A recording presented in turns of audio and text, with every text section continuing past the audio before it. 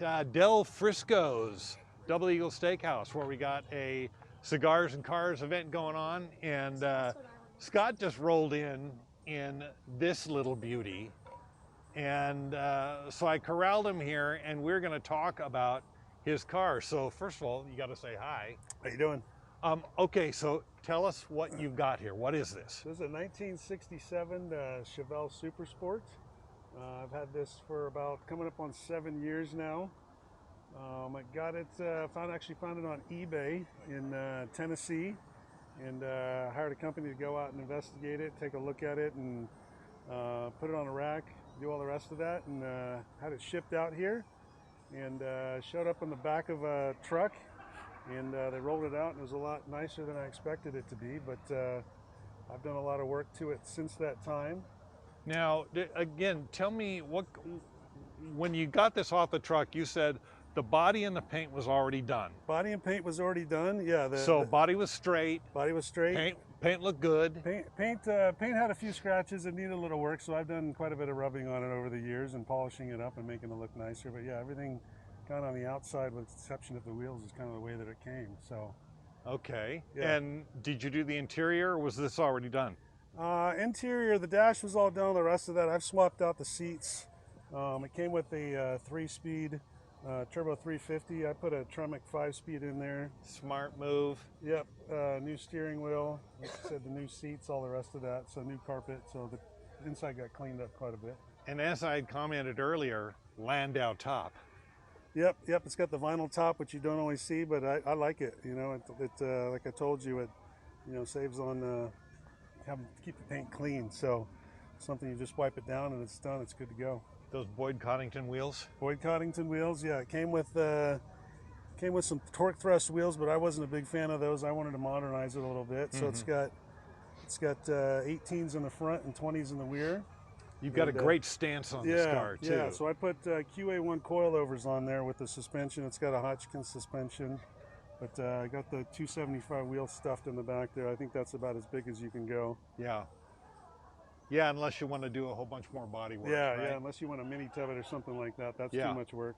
Okay, so let's get to the business end of this car. Yeah, sure. So now go ahead and tell the viewing audience what we're looking at here. It's got a big block Chevy. It's a 454. It's an aftermarket. I think it's a crate motor that came in here. When I got it, it was a Hugger Chevy orange. With the valve covers and such. It had the serpentine fan and that up front, and an old aluminum radiator. And since then, I've upgraded it.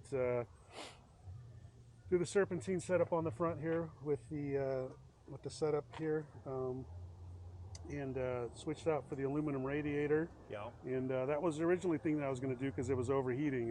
And once you got it in the shop, it's always like one of those you might as well. So yep. That turned into the Edelbrock Duralshine intake there. Yep. I've got the Holly Sniper EFI on there as well, and I love that. That's great, just the way it.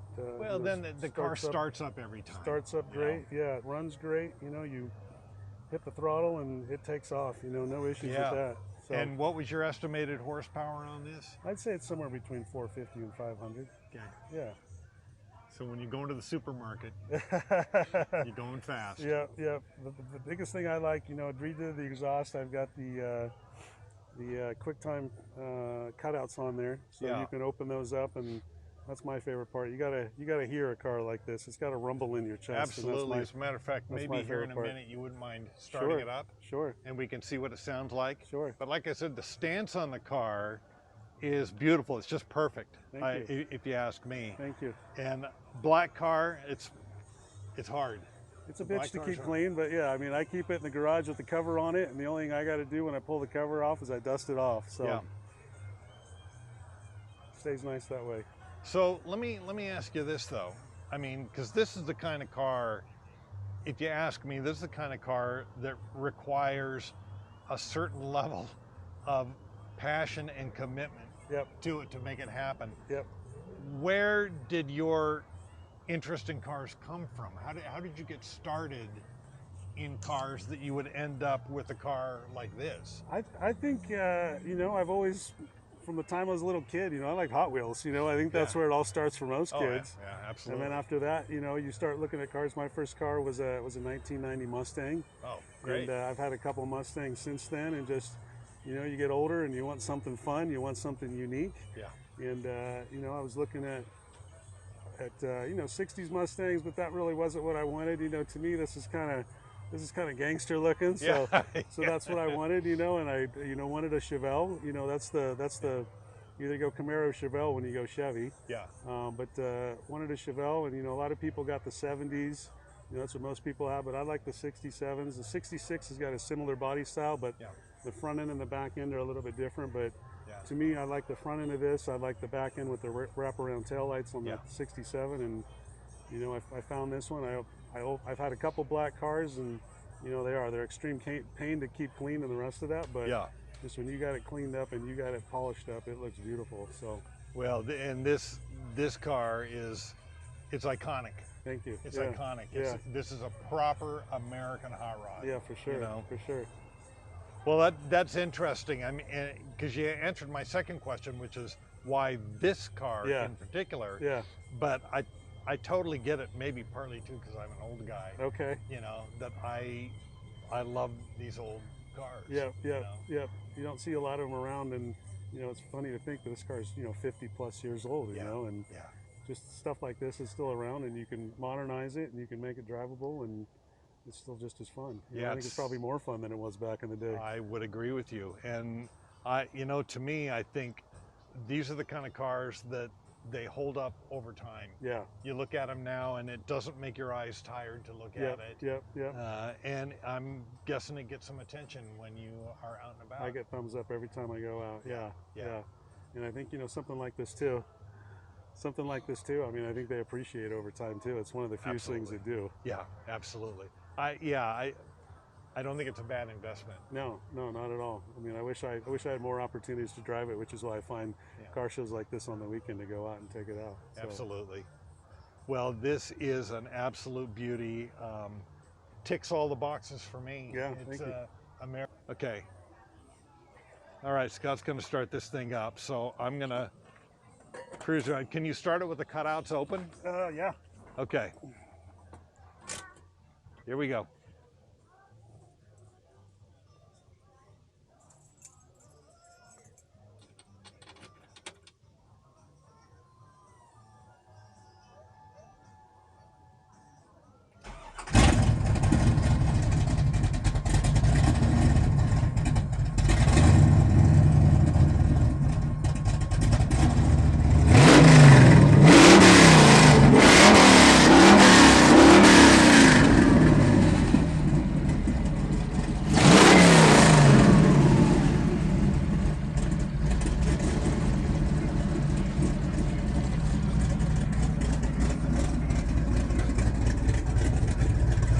On my face every time. I love it. That is outstanding. That is proper American V8 right there, brother. Hey, if you got beside a Tesla and record it, I'll buy you dinner. Please, do that. Yeah. Complete opposites. Exactly. Record it, come in here, show me the video, I'll buy you your dinner. Nice. After you put them to shame. There you go. There you go. Cool. Thanks, you. man. Yeah, appreciate it. it.